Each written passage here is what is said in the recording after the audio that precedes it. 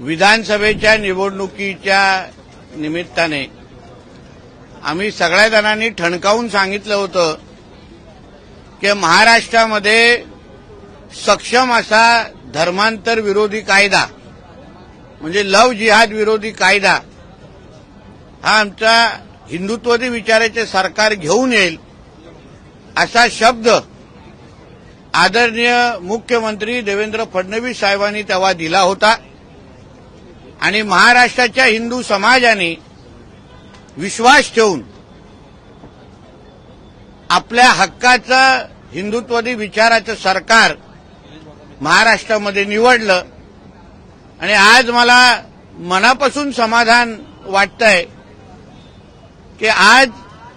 महाराष्ट्रामध्ये एक सक्षम धर्मांतर विरोधी कायदा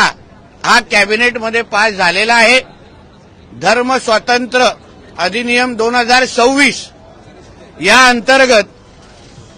ज्याचा लवकरच काही तासामध्ये GR निघेल, यापुढे आमच्या कुठलीही हिंदू बहिणीकडे कुठलाही हिरवा साप जिहादी वाकड्या नजरेने पाहू शकणार नाही आणि अशा पद्धतीचे कुठलेही त्यांनी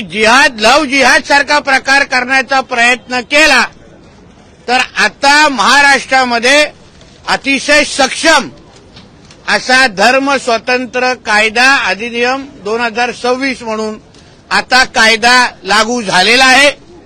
यासाठी मी आमचे आदरणीय हिंदुत्ववादी विचाराचे मुख्यमंत्री देवेंद्र फडणवीस साहेब,